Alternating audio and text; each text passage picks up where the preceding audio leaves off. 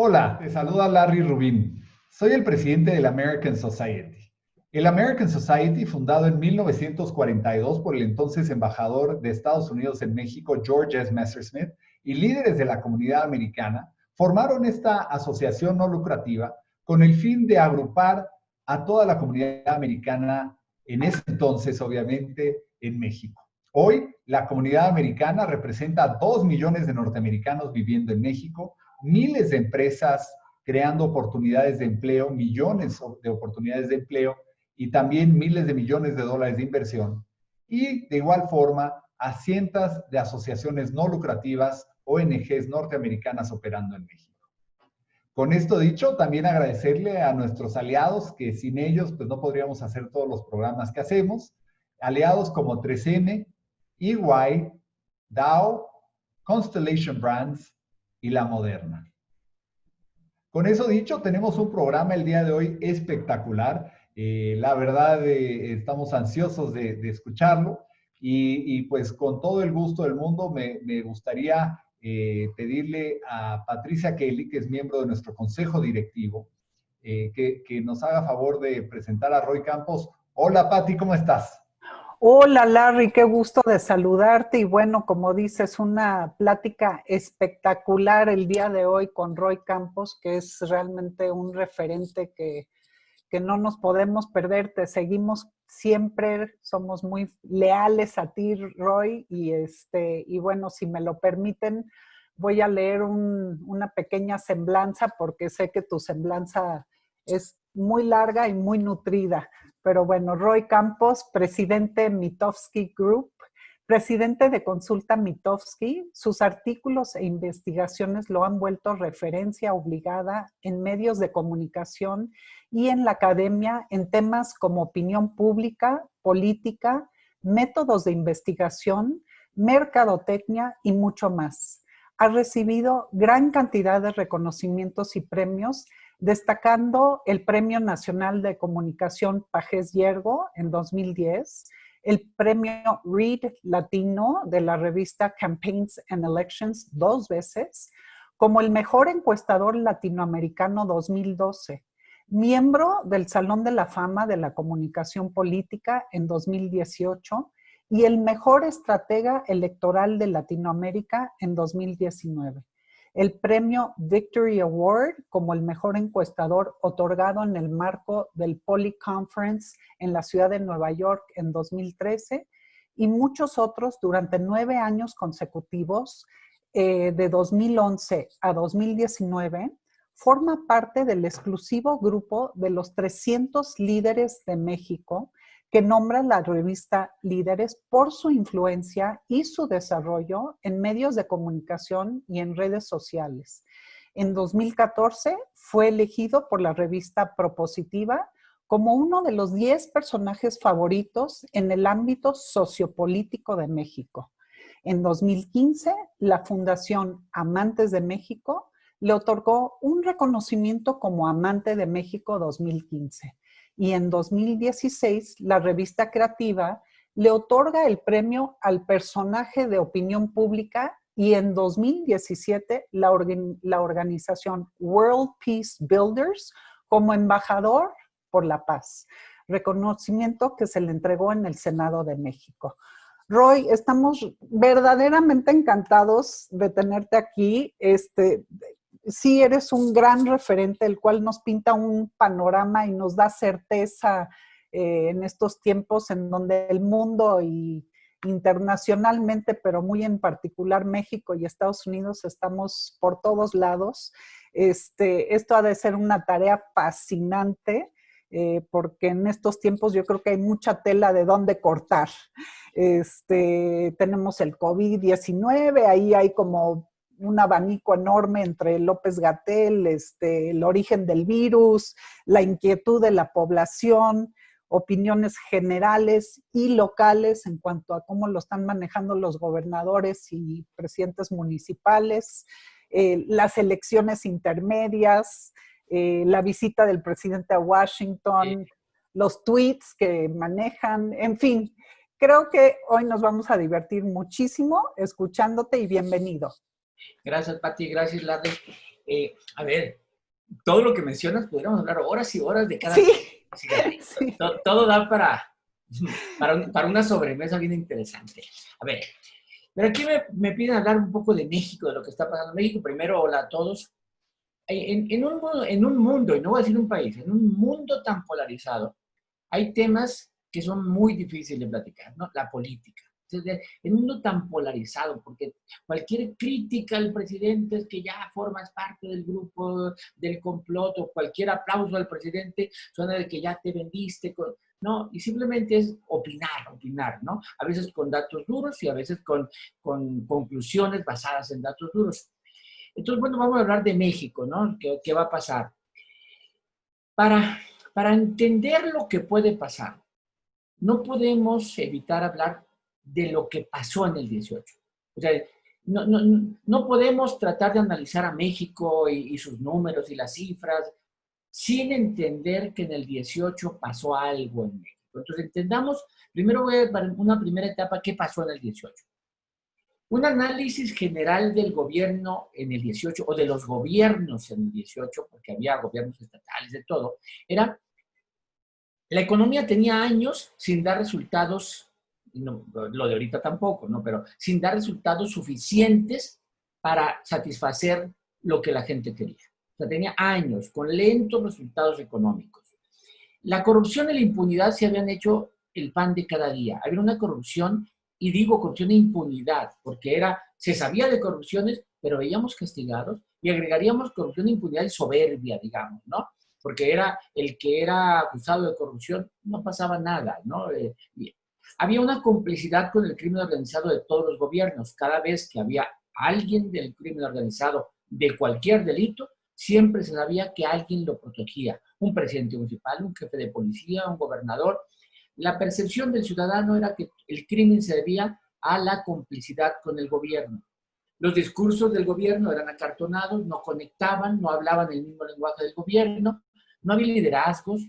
Durante años, los partidos políticos que existían, los liderazgos que se crearon fueron liderazgos de apellido.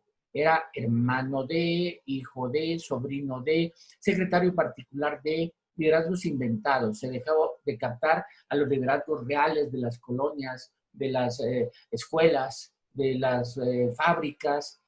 Esos liderazgos que surgían naturalmente se bloquearon porque los amistades, los parentescos bloquearon. Y eso generó, entre todas las cosas, sobre todo lo de la corrupción, la impunidad y los malos resultados, generó un deseo de cambio. Y en el 2018 hubo una llamada al cambio. Es normal, cada elección hay una llamada al cambio. No me vengan ahora con... No, sí, cada elección, Fox fue una llamada al cambio, sí. Pero la llamada al cambio del 18 fue una llamada al cambio total, al reset, al borra todo, al que se vayan todos. Recordemos, Anaya traía un discurso donde decía, les tengo dos noticias. La primera noticia es que el PRI ya se va. Eso estaba correcto en su diagnóstico. El PRI ya se iba, no había forma de que no se fuera. Dice, y la otra es que hay dos cambios, el cambio positivo y el que... No, la gente no calificaba con positivo y negativo. La gente quería un cambio total, así como podemos ver en Argentina, en aquella frase de que se vayan todos, era un enojo contra todo lo que había. Bueno, a partir de aquí, entendamos la llamada al cambio total, porque mucho de lo que se hace es ese mandato que el presidente siente, hacer un cambio total. Ahora metámonos un poco en la mente del presidente. Llegó a ser, después del 2006, después de la toma de reforma, y durante todo 2007, 2008, hasta el 2010 incluso, llegó a ser la persona más odiada. Voy a poner la palabra odiada, rechazada sería lo correcto, pero para darle un énfasis fuerte llegó la persona de la que más mala opinión se tenía en México. Era el demonio. Llegó a ser, y López Obrador a partir de 2006, cuando ya aquel 5 de septiembre el Tribunal Electoral declara presidente a Calderón, recoge sus cosas de reforma y empieza a recorrer el país. Y empieza a recorrer el país siendo la persona más rechazada en México. Y de ser el más rechazado, cuando se van dando las evidencias de los malos gobiernos, llegó a la elección de 2018 siendo la persona más respetada. Entonces, piensen él qué hizo. A ver, no cualquier político se pone a recorrer todo el país siendo lo que era, porque es el único mexicano que ha recorrido todos los municipios del país. Entonces, piensen como él, traten de ponerse en su lugar. A ver, se siente realmente con la obligación de cumplirle a todos los que visitó y como con un mandato de hacer un cambio total. Se siente parte de la historia de México, no un político normal que fue electo, no, parte del libro de historia, no del libro de política. Es parte de aquel que fue elegido por el pueblo para favorecer al pueblo, no para favorecer a los analistas, para favorecer al pueblo. Él siente ese mandato, esa necesidad, y ve nada más, 2018, en la elección de 2018, él no gobernaba ningún estado. Su partido, porque eligió la vía democrática para llegar al poder, su partido no gobernaba ningún estado y ganó 31 de los 32. Y ganó en todas las clases sociales. Ven, vayan a su fuero interno lo que él sentirá. La elección, 30 millones de votos. ¿Son muchos o pocos? No sé si son muchos o pocos, pero la anterior nadie había llegado a 20. Y en una sola elección pasar de 20 a 30 millones, el mandato es impresionante. Entonces es 30 millones, pero no cargados en una ciudad, ganando 31 de los 32 estados y ganando en todas las clases sociales, en todos los sexos, en todos los estratos sociales. Bueno, él siente ese mandato y dice, a ver, más legitimidad no puedo tener. Entonces ya vimos, hubo una llamada del pueblo al cambio total, hubo un personaje que en ese momento estaba para recibir ese mandato al cambio total, y entonces el presidente, cuando él habla de la 4T, yo interpreto, le llamo las 4T de la 4T. Todo lo que él hace se basa en 4 visiones de país que tiene, con las cuales podemos estar o no de acuerdo, pero son sus 4 visiones de país. La primera visión del país es que necesita trasladar recursos al sur del país. Todo lo que pase necesita trasladar recursos del norte al sur porque ahí está la verdadera brecha de desarrollo.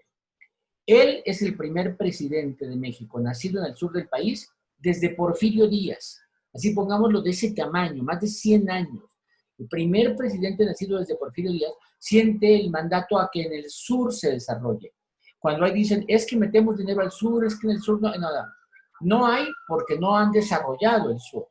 Y entonces, si ustedes ven sus 25 proyectos productivos que presentó, 22 al menos aterrizan en el sur. Y entonces ustedes voltean a ver, y el Tren Maya, y los Bocas, y el Tren Hídrico, y Sembrando Vida, y todo está muy aterrizado en el sur, porque su primer T es trasladar recursos al sur y así disminuir la brecha entre el norte y el sur, entre país rico y país pobre. La segunda T es terminar con la corrupción como soluciona todos los problemas. Ustedes piensen, si ustedes les preguntara cuál es el principal problema de México, ustedes dirían la educación. Está bien. El campo. Está bien. ¿No? Podrán decir la salud. Está bien. El que piensen y vean nada más si dentro de ese problema no hubo corrupción. Y entonces vean, educación, corrupción, campo, corrupción, salud, corrupción. Lo que piensen de problema de este país tiene que ver con corrupción. Entonces, cada vez que se le plantea un problema estamos terminando con la corrupción. Entonces, su segunda T es terminar con la corrupción y así solucionar todos los problemas. Antes de atacar el problema, acaba con la corrupción. Tercer T. Esa puede ser la más controversial, sobre todo con la característica de ustedes, que es transformar la visión neoliberal a una visión post-neoliberal. Usó él la palabra post-neoliberal. ¿Qué significaba para él? A él le importa muy poco el Producto Interno Bruto y lo ha dicho, ya lo externó claramente. Pero desde antes ya lo dejaba ver. Porque su visión es que la visión neoliberal tiene un discurso que puede ser engañabobos, que es para repartir un pastel, primero hay que crear un pastel. Ninguna objeción. Para repartir dinero hay que crear dinero. Para repartir riqueza hay que crear riqueza. Hasta ahí no hay ninguna objeción. Pero él dice, llevan 36 años creando riqueza. ¿Y cuándo la han repartido? Es como la promesa de que te vas a ir al cielo cuando te mueras. Entonces es para repartir. No, cambiemos un poco la ecuación y agarremos dinero, repartamos riqueza y confiemos en que el pueblo genera riqueza. Y empecemos a promover la generación de riqueza de abajo y no de arriba. Porque si solo vemos el crecimiento, esa generación de riqueza se está quedando en pocas manos y el pobre sigue siendo pobre. Entonces él termina, para él esa es una visión neoliberal. Creo que no, es una visión de mala economía, pero él le llama visión neoliberal por una visión postneoliberal, que tampoco es nada nuevo, por cierto, pero es su visión. Y la última 4T, tal vez la más controversial, sería de tranquilizar al país atendiendo más a las causas y no llevando más violencia, ¿no? Lo que se ha resumido como abrazos, no balazos, ¿no? Tiene su error de, está bien, qué bueno que atienda jóvenes, qué bueno que haga cosas, pero también hay que hacer balazos porque los malos no se quedan en su casa solo porque les diga su mamá. Pero bueno, aquí son las 4Ts. Hasta ahí yo creo que ninguno estaríamos en desacuerdo con sus visiones de país. Podemos diferir de las soluciones que planteaba. Yo utilizo el pasado, porque el coronavirus vino a cambiar muchas cosas. Ha enfrentado crisis, traté de encontrar 10 crisis, ¿no? Voy a mencionar 10 crisis al menos que ha hecho. Para mí la primera crisis, entrando, desabasto de gasolina. Nos tuvo más de 20 días a medio país sin gasolina. Una crisis, la superó, aunque no se haya solucionado el huachicol. Se ha incrementado la inseguridad, es una crisis permanente, no ha podido salir del discurso de la inseguridad porque sigue subiendo la inseguridad. Los hospitales, no hablo del coronavirus, los hospitales desde el año pasado mostraron su ineficiencia, su desabasto, la falta de medicamentos. Los hospitales, ha sido una crisis, a la gente le duele. Las caravanas migrantes, que fue una crisis donde intervino Estados Unidos porque era caravanas migrantes que generaron amenazas de aranceles, que generaron utilización de la Guardia Nacional para detener caravanas migrantes que no han parado totalmente, pero ahora están a nivel hormiga. Pero hubo una crisis de caravanas migrantes que incluso tuvo que cambiar al director de migración. O sea, fue una crisis las caravanas migrantes. La renuncia de funcionarios específicamente, porque ha habido varios, pero específicamente la del secretario de Hacienda con una carta muy dura, Ursúa, que se ha vuelto ahora un crítico de gobierno, las bajas en la calificación de la deuda, que es una amenaza permanente y que a él sí le duelen y cada vez que aparecen se queja, les dice, se pelea con los calificadores, pero las calificaciones de la deuda son una crisis. Lo del hijo del Chapo en Culiacán fue una crisis tal vez más costosa en términos de popularidad. Los padres de niños con cáncer que no han dejado de señalar lo mal que se les ha tratado, el feminismo y por último el coronavirus. Son 10 crisis que ha enfrentado López Obrador. Antes de entrar todavía a lo del coronavirus, voy a decirle, miren, a López Obrador sus aplaudidores podrán decir muchas cosas con toda razón. Si alguien escribiera un libro de que gobierna bien, tiene cosas que destacar. Dime algo bueno que haga, muchas cosas ha hecho bien. Por ejemplo, el que atienda los programas sociales a los jóvenes, qué bueno, ahí es donde es el primer intento real del Estado mexicano de competir con la leva, con el reclutamiento de jóvenes cuando salen de la secundaria, que era el momento en donde el crimen organizado los reclutaba. El gobierno les dice, no, sigue estudiando prepa y te doy dinero, solo por seguir estudiando prepa. Es el primer intento real de atender a este grupo de población que no vota, pero sí era reclutado y ya no seguía estudiando. Entonces, el dar dinero, programas sociales a los jóvenes es muy aplaudible porque ahí está el futuro del país. 2, el centrarse en el combate a la corrupción. Qué bueno, ya no aguantábamos de veras tanta corrupción. Qué bueno que haya tantos, que se centralice ese tema. Claro, ahorita dirán, sí, pero sus corruptos, está bien que los agarren. O sea, no se trata de partido, pero que él tenga la intención fuerte de que la corrupción es el cáncer, es aplaudible. La firma del Tratado de Libre Comercio, bueno, la expectativa de que no se hiciera el TEMEC era una expectativa y llegó, y al contrario, él lo utiliza como un pilar del desarrollo del país. Eliminar privilegios a los servidores públicos de los que estábamos hartos, el recorte a la publicidad oficial, había mucho gasto ahí, la eliminación del fuero para funcionarios, hacer la declaración patrimonial obligatoria, la siembra de árboles frutales y maderables. Ojo, no digo siembra de árboles, porque otros gobiernos han dicho siembra de árboles como si se tratara de dar sombra. No, es frutales y maderables, darle vocación económica sobre todo al sur del país. Va a haber 1.000.000 de hectáreas, ¿no? 500,000 el primer año, 500,000 el segundo, era la idea.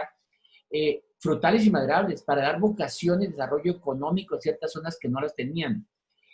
La inflación se ha mantenido controlada, desaparecieron los moches, programas productivos en el sur, el fraude electoral y el huachicoleo son delitos graves, se está apoyando a los adultos mayores, se fortaleció el combate al lavado de dinero. No, hombre, tenemos ahora una unidad de inteligencia financiera que no deja pasar una y cada vez nos da lo de las factureras, es un ejemplo. El incremento del salario mínimo, o sea, se incrementó 20% para 2020 y no destapó la inflación como muchos decían, y todavía va a seguir incrementando, casi por ley puso que el incremento del salario mínimo fuera siempre mayor a la inflación, es decir, recuperar el poder adquisitivo que se había perdido, y por último, un recorte fuerte a los gastos de la burocracia, que era una... Bien, todo eso son aplausos que le podemos dar, eso no quiere decir que no lo vayamos a criticar, porque su estilo autoritario no gusta, no dan resultados, etc. Y críticas, puedo mencionar, de la cancelación del aeropuerto, las estancias infantiles, el seguro popular, el nombramiento de Comisión de Derechos Humanos, las renuncias de funcionarios, el aeropuerto de Santa Lucía, no apoya a las empresas, minimiza el sargazo, bloqueó trenes en Michoacán que no atendió, desapareció ProMéxico, derogó la reforma educativa, polariza entre fifís y chairos, el aeropuerto, la refinería de Dos Bocas, que no le dio sentido, hace consultas a mano alzada sin rigor, pide a España, le pide a España que pida disculpas por lo que pasó hace más de 500 años, el desabasto de gasolina que generó, el desabasto de hospitales, militarizó la policía, etcétera, etcétera. Y así me puedo ir y cada resultado que diga, ustedes pueden recordarse el Tren Maya, las frases que utiliza, tan lejos del feminismo, la reforma energética, la cervecería de Mexicali, decir que el PIB no sirve, etc. Críticas podemos hacerle mucho. Sin embargo, sigue siendo un presidente popular. O sea, ¿por qué sigue siendo un presidente popular? Esa es una pregunta. ¿Por qué si hay tantos errores sigue siendo tan popular? Pues porque él no permite que se nos olvide cómo eran los anteriores. Y cada vez que se le dice algo, sí, pero quieren regresar al régimen anterior, corrupción, y el ciudadano sabe que es cierto, ¿no? Y además que sí hay gobierno, se muestra ser sencillo. Él tiene un estilo de comunicación política muy buena, donde ojo, la mañanera no es un sistema de información, no es un área donde él informe, es un área donde él comunica. Y es distinto. O sea, la información es dar datos, la comunicación es generar sentimientos. Y él, su mañanera, la utiliza permanentemente. No se trata, porque la analizan si dice verdad o mentira. No importa si dice verdad o mentira. Él comunica, él le habla a los activistas, él repite, repite, repite. Y él dice que como comunicador lo que él utiliza es la repetición. Y la repetición de frases como los neoliberales, conservadores, de manera que hoy ser neoliberal es ser demonio, ¿no? Cuando es una doctrina, ¿no? Que tampoco busca el mal, busca el bien, pero él ya lo vio como los malos, los demonios, a la repetición con repetición. Y en esa repetición siempre nos repite lo que mal que se hacía y los gobiernos. Bien. Una vez dicho eso, voy a pasar la hoja. Porque el coronavirus cambió todo. O sea, el coronavirus cambia todo. El coronavirus es un cisne negro. Hay que recordar para todos ustedes, creo que entienden que es un cisne negro, ¿no? Es algo que pasa a pesar de lo improbable que era que pasara. Su probabilidad era tan baja que era difícil pronosticarlo y sin embargo pasa. Y los cisnes negros, entre sus características, porque básicamente son 3 características, lo primero lo raro, ¿no? Su probabilidad era baja y pasó de lo raro. Lo segundo es que tiene un impacto extremo. Era la Primera Guerra Mundial, o sea, es un impacto extremo. El 11 de septiembre es un impactos extremos. Te cambian la política, te cambian la economía, te cambian la forma de viajar, la forma de trabajar. Son impactos extremos mucho más que la invención de algo como el celular. El celular como era un invento de un desarrollo paulatino que se fue dando, no. Esto es de un golpe y los cambios son mucho más profundos y el análisis se hace retrospectivo. Pero dentro del impacto es los impactos y eso cambia todo, la forma de hacer política. Y por ejemplo, cuando vemos las cifras. Vamos a hablar un poco de las cifras. A ver. La inflación. La inflación no la ha destapado. Ha crecido mayo, junio, pero no la ha destapado. Estamos en la inflación de junio 3.33, bastante controlada. Es cierto, arriba del 3% que se piensa que se vaya a tener, pero bastante controlada. De hecho, menor a los mismos periodos de Peña Nieto. 3.75 era en su segundo año, en junio del segundo año, 5.26 en el de Calderón, 4.94 en el de Fox. Es la menor de segundo año de gobierno de un junio. Entonces tampoco podemos estar diciendo, ay, la inflación se destapó. No, inflación no. El tipo de cambio tuvo un brinco en marzo, en abril, por el asunto del petróleo, pero en mayo y en junio baja y ahorita estamos sobre los 22, superior a lo que lo agarró, pero no en los niveles de 24, casi 25 que llegamos a tener. El tipo de cambio tampoco se ha disparado. Por cierto, cuando ganó no se disparó, como algunos pensaban. El desempleo, ahí es donde empezamos el problema. El desempleo. En el desempleo sí hubo un incremento, ya iba para abajo el desempleo, ya estábamos en 3.5, subió ya hasta 4.7. No es una tasa escandalosa en la historia, pero en la tendencia sí. Y es una tasa de desempleo solo que habla de empleos y no de pérdida de ingresos, porque el mismo INEGI piensa que 12 millones de personas han dejado de percibir ingresos. Los datos oficiales del Seguro Social es más de 1 millón de empleos, 1 millón de tragedias personales. Yo les diría que esa es la bronca, y no por el empleo, sino por la pobreza que va a generar. Entonces, la pobreza, ese es el verdadero problema, la pobreza. Ahorita llego a la pobreza del crecimiento. Y seguridad, mal. 63% más de lo de Calderón, más de 63% más que Peña, y Peña ya había crecido 76% con respecto a Calderón en este periodo de gobierno. Es decir, más de casi 200% más que Calderón tiene de inseguridad, de homicidios dolosos López Obrador. Cada vez que López Obrador o cualquier gobernador, oímos al de Querétaro estos días también hablar de esto, hablan de otros delitos, ¿no? Pero no hablan de los delitos de homicidios dolosos y de feminicidios, que son los dos que han aumentado en forma fea, en forma impresionante. Y el crecimiento, que ese creo que es el que nos tiene que preocupar a todos. Algunos titulares de periódicos nos han dicho que el crecimiento será 3 veces peor, la crisis económica será 3 veces peor a la que vimos en 2018, o que es la peor crisis económica que hemos vivido en casi 100 años, en un siglo, o que vamos a tener un desastre. Bueno, los analistas en México dicen 9%, que 9% vamos a decrecer. Hay que recordar lo que piensa el presidente del PIB. Al presidente no le importa el PIB, ¿no? Pero los analistas dicen, vamos a decrecer 9%. Y distintas calificadoras te dicen 7%, 9, 7, 7, 8, 9, por ahí ya alguien dijo 10,5%, puede ser que decrezcamos más del 10%. Y el presidente podrá decir, decrecemos, y esa es solo una medida. Los ricos estarán muy preocupados porque van a tener menos dinero, pero ¿esos qué? No, creo que el presidente no ha entendido que uno de los factores de decrecer es generación de pobres. O sea, eso es, si solamente decreciéramos el 7%, piensen ustedes que por cada punto que decrezcamos, aproximadamente va a haber 1,5 millones de pobres más. Y entonces, si decrecemos 8, 9%, como dicen los analistas, estaríamos hablando de 13 millones de pobres más. Pobres en una época de recesión, lo cual significa que para salir de la pobreza sería muy difícil. El presidente dice, los apoyo con programas sociales. Bueno, ese es su esquema de solución. Pero no dejan de ser pobres. O sea, el que le dé un programa social no los saca de la pobreza.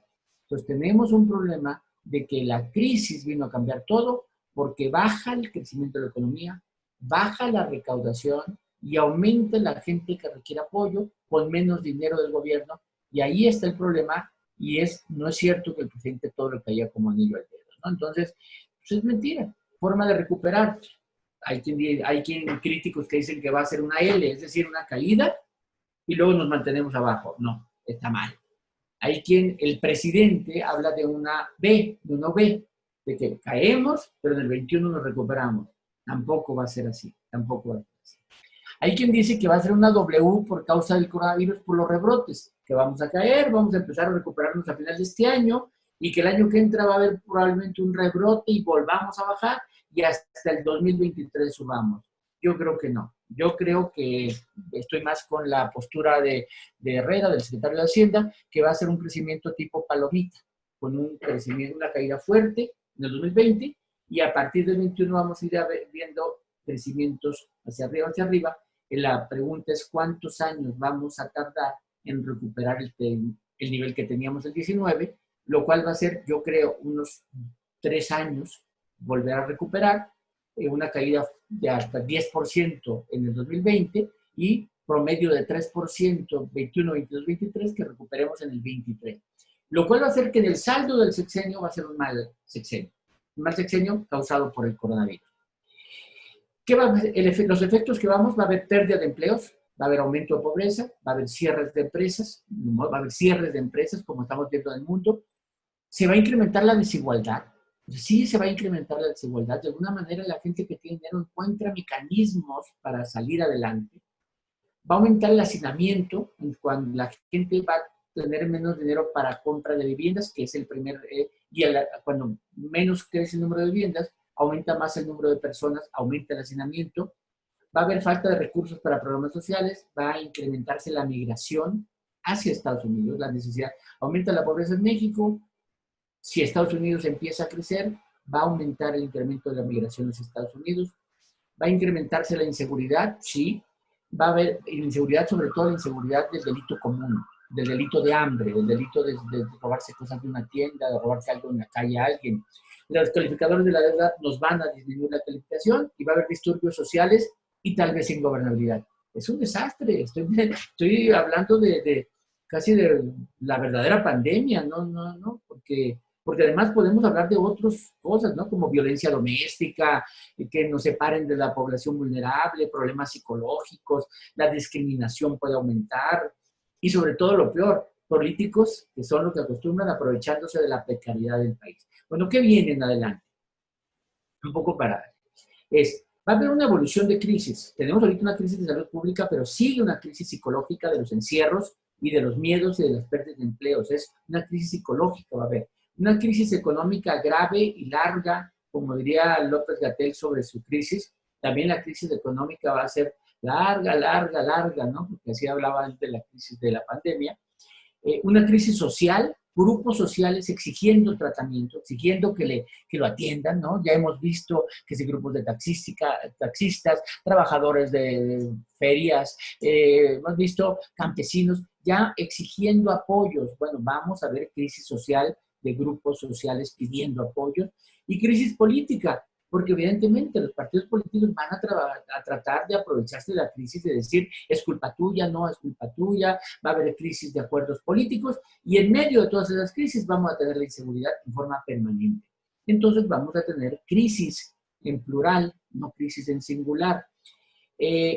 Electoralmente, Morena es el partido mayoritario. Ojo, Morena no existía hace poquito. Morena fue un partido creado para la elección de 2015, para la intermedia de 2015. Se creó en el 14, le dieron el registro. Hace 6 años se estaba creando Morena. Y hoy es el partido mayoritario claramente. Creo que va a ser el partido número 1 en México en el 2021. Y no porque vaya a tener más del 50%. El PRI desde 1997 parecía el partido mayoritario y no llegaba al 40%, ¿no? Entonces creo que Morena va a ser el partido mayoritario porque enfrente todavía no surge un partido que lo pueda enfrentar con fuerza. Y todavía el lastre de PAN, del gobierno del PAN, de los gobiernos del PAN, el lastre de ser PRI, todo el lastre pesa mucho. Entonces Morena hoy en las preferencias está 27% dice Morena, 17% dice PAN, 8% dice PRI, sumando el PAN y el PRI no le llegan, no sobrepasan a Morena, Otros partidos pesan, van a pesar más, pero yo a lo que veo venir es, a ver, voy a hablar de dos, de Congreso. En el Congreso, para los que recuerden, hay 500 diputados, senadores no se van a elegir, esos duran hasta el 18, y ahí Morena es primera fuerza, no tiene mayoría absoluta. En la Cámara de Diputados hay 500 diputados, 300 se eligen por distrito y 200 plurinominales. Bien, los 300 por distrito. Morena ganó 25 estados, López Obrador ganó 31, pero Morena ganó 25 estados en el 18. Jalado por la popularidad de López Obrador, ganó 25 estados. Hoy no va a ganar 25 estados, va a ganar 16, 17, 19 estados, es decir, va a bajar el número de estados que baje. Al bajar el número de estados que baje, va a ganar menos distritos, y entonces Morena va a tener menos distritos ganados. Los otros 200 distritos se eligen proporcionalmente a los votos que tienes. Ahí Morena tuvo una votación de arriba de 40%, jalado por López Obrador. Hoy va a tener menos de 40%. Entonces también le van a tocar menos plurinominales. En la suma de distritos ganados y de plurinominales ganados, va a tener menos diputados de los que tuvo en el 18. Entonces, Morena, aún siendo primera fuerza, no va a ser mayoría absoluta como es hoy. Entonces vamos a tener una primera fuerza. Hay quien dice por ahí, hay unas cartas de unos desplegados de intelectuales donde dicen, haciendo la alianza se le puede ganar. Sí, si se hace alianza entre todos, con alianza o no alianza, entre todos van a sacar más votos que Morena. La bronca es que cuando esos todos votos se distribuyan ya en el Congreso, en cuántos le tocan a cada uno, la primera fuerza va a seguir siendo Morena. Después ya en la votación a la interna del Congreso pueden hacer alianzas legislativas y ganarle la votación. Pero en términos de primer partido en la Cámara va a ser Morena, va a ser el partido mayoritario. Así veo el Congreso. Y los gobernadores. En los gobernadores, por cierto, en Morena, la alianza de Morena tuvo 45% para diputado, ¿no? Hoy no va a llegar al 40%, va a bajar. Gobernadores. Se eligen 15 gobernadores. Nunca en la historia se habían elegido tantos gobernadores en una misma fecha, 15 gobernadores. Cuando hagamos el saldo final de esa elección, Morena va a ser ganadora y el PRI va a ser el perdedor. El PAN luego veremos cómo le va. ¿Por qué digo que Morena va a ser el ganador y el PRI el perdedor? Porque Morena de esos 15 solo pone en riesgo uno, que es Baja California. Entonces, cuando en el saldo final, si gana 5, 6, 7, 8, 9 o 10, los que gane, él incrementa su poder a nivel gobierno estatal, lo incrementa sustantivamente. Hoy gobierna 6 o 7 si le sumamos Morelos. Si le agregamos los estados que puede ganar, porque puede ganar muchos, puede ganar Michoacán, puede ganar Guerrero, puede ganar Campeche, puede ganar muchos, puede ganar Tlaxcala, puede ganar Zacatecas, de hecho podría ganar todos porque todos va a competir, pues, pero unos tienen más oportunidad que en otros. Entonces, si le sumamos los que puede ganar, pues va a terminar gobernando más de 10 después de la elección del 21. Entonces va a ser un partido ganador. ¿Y por qué digo que el PRI va a ser un partido perdedor? Porque de los 15 pone en riesgo 8, son 8 del PRI. 8 del PRI los pone allí en juego. Y de esos 8, difícilmente va a ganar 8. Entonces puede ganar, tiene chance de ganar unos más que en otros. Puede ganar Sinaloa, puede ganar Sonora, puede ganar San Luis o el que le quieran sumar, pero difícilmente va a ganar 8. Y entonces, de los 14 estados que gobierna, a lo mejor termina gobernando, no sé, o sea, puede gobernar 7, 8 estados como nunca había estado hasta abajo. Entonces, hay un ganador y un perdedor porque es el que más arriesga y el que menos arriesga. Va a ser una elección en donde, como veo yo, se eligen 15.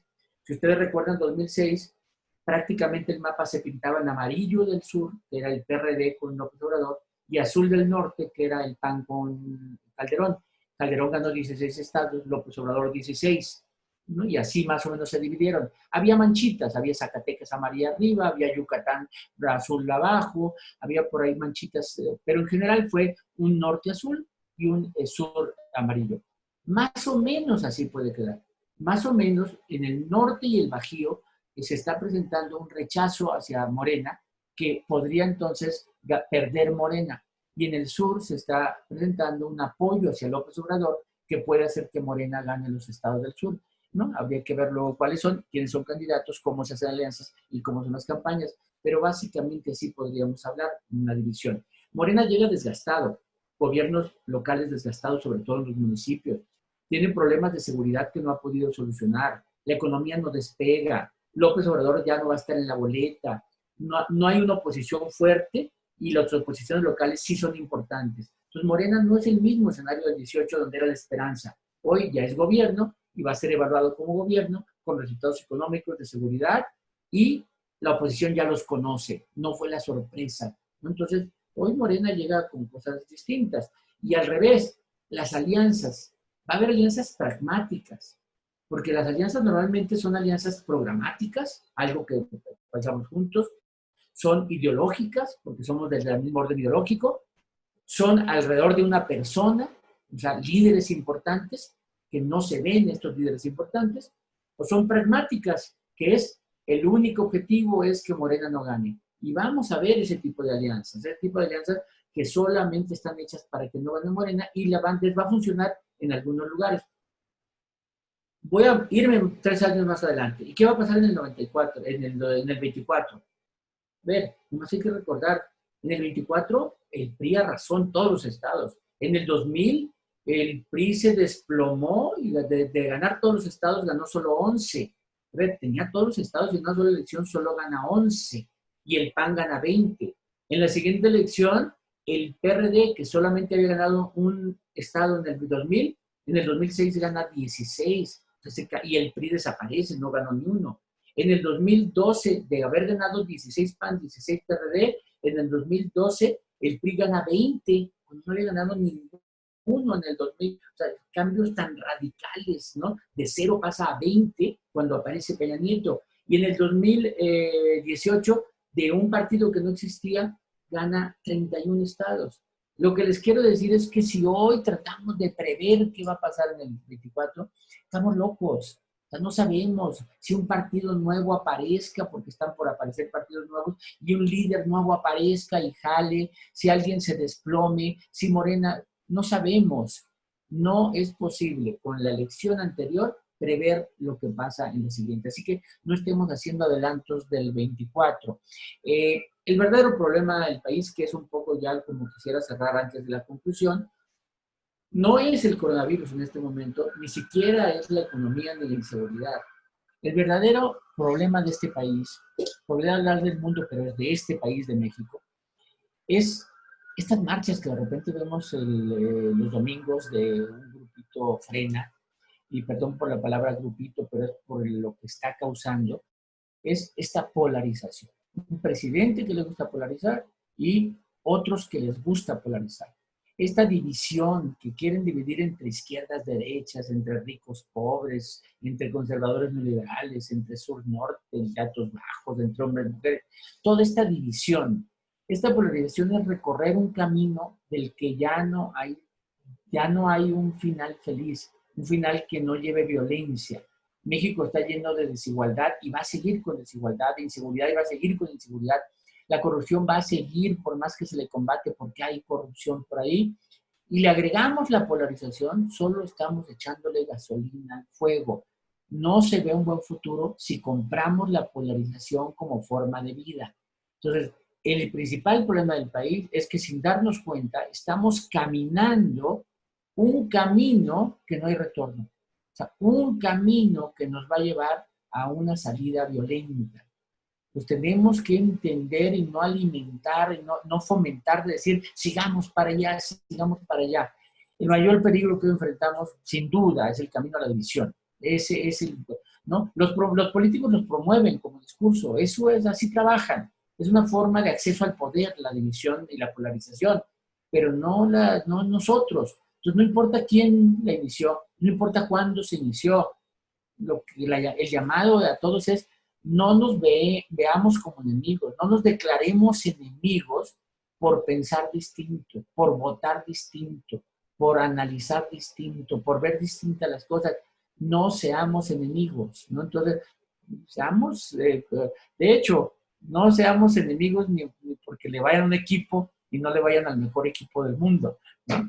Después del Barcelona creo que es el Cruz Azul, es broma, claro, pero no somos enemigos por eso, podemos platicar y podemos convivir, somos amigos, ¿no? Entonces, no transitemos a un camino de la violencia al que los políticos nos llevan. Conclusiones, voy a decir. Uno, en el 2018 los rivales de López Obrador lo subestimaron, no entendieron la elección, no entendieron que era una elección donde el coraje creía y le asignaban un valor de decir, este vale 15 millones de votos, este vale 35%, le podemos ganar.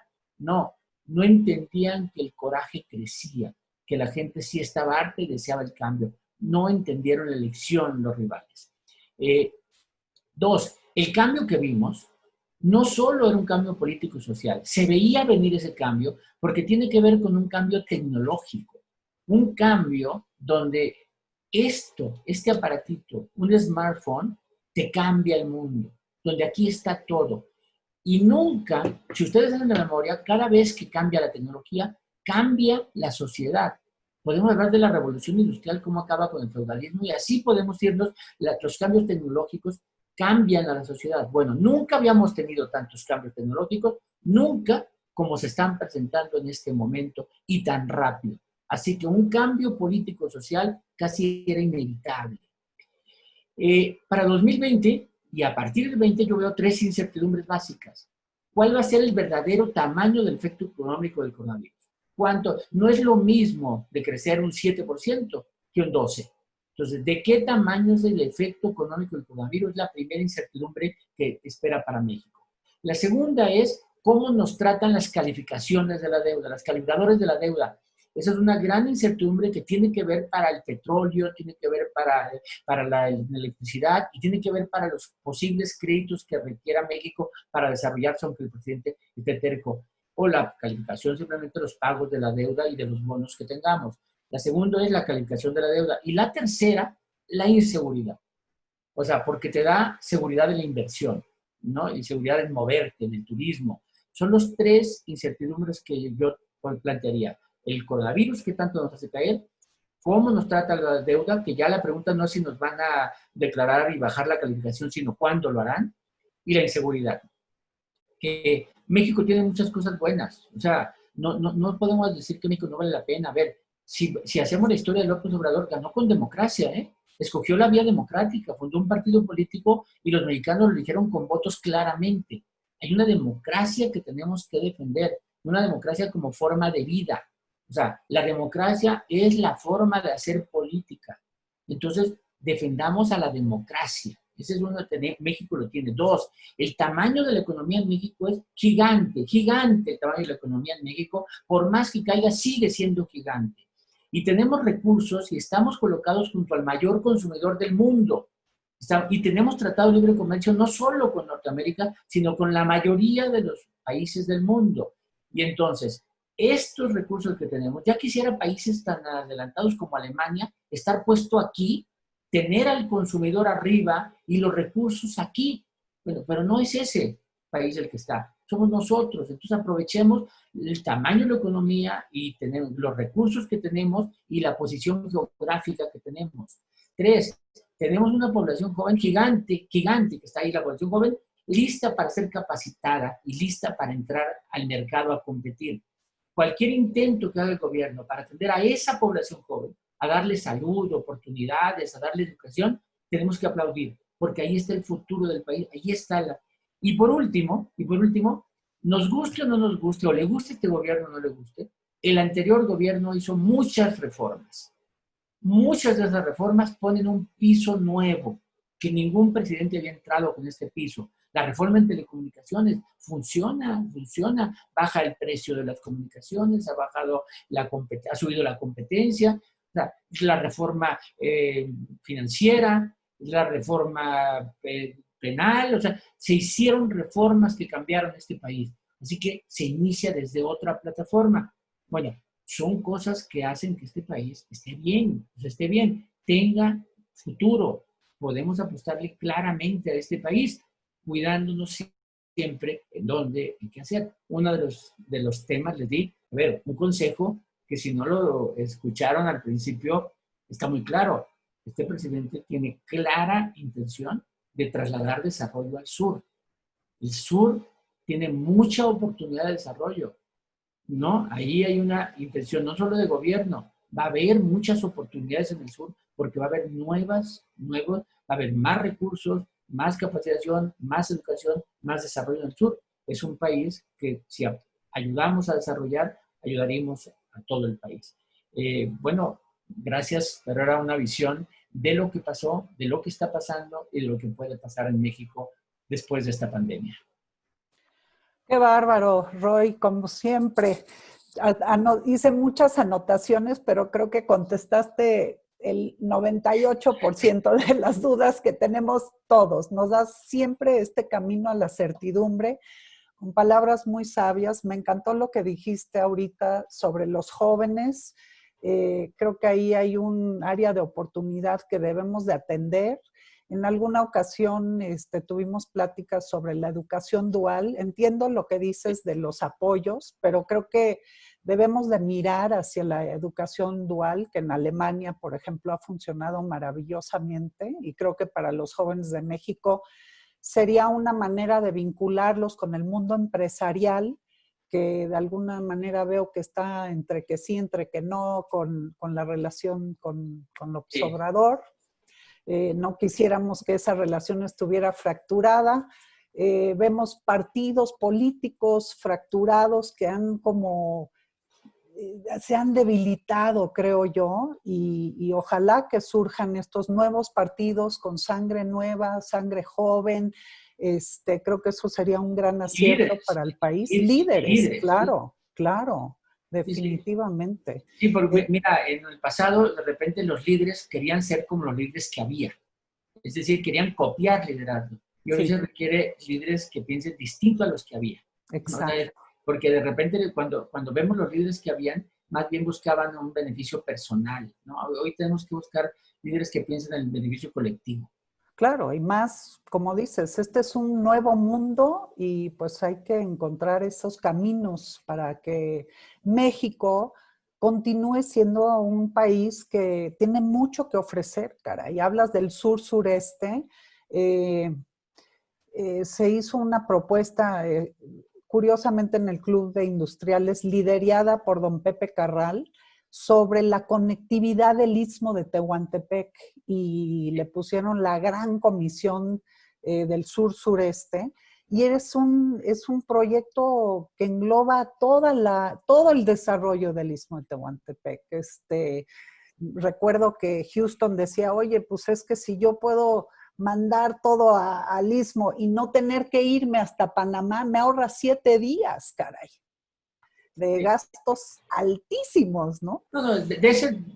Del proyecto podríamos hablar específicamente, ¿no? Si solamente no lo haces de trayecto, sino además lo haces de valor agregado, que en el trayecto puedas ir dejando materia prima y generar producto, y entonces puedes ir trasladando en un puerto algo, y en el camino llegar a una maquiladora, de repente que ahí mismo recorre, puedes darle otro valor, ¿no? Pero claro, es un proyecto más a largo plazo, sí.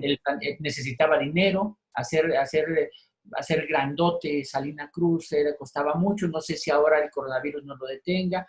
Por eso decía yo en una de las frases que usé es, el coronavirus cambió todo. Pues el coronavirus cambia todo. Sí. ¿No? Entonces hay que hacer replanteamientos. Sí, lejos de que, creo que la nueva normalidad se queda corta. Creo que es un mundo que va apuntando hacia otra dirección. Estas reuniones son un pequeño ejemplo de esta nueva realidad y creo que, pues hay que adaptarnos. Gracias por la invitación, Patricia. Saludos, Larry. Gracias y saludos a todos. Y apuéstenle a México. Apostémosle a México. Muchísimas gracias, Roy. Un honor tenerte aquí y esperemos que regreses pronto. Gracias, saludos. Gracias.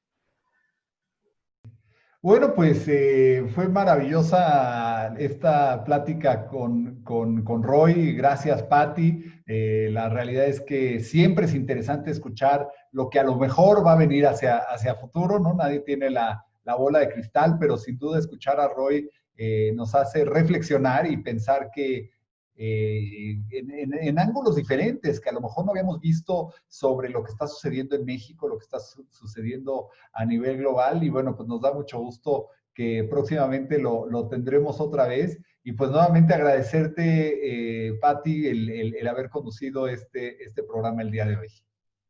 No, fue un honor, qué bárbaro. Estaba yo así, wow.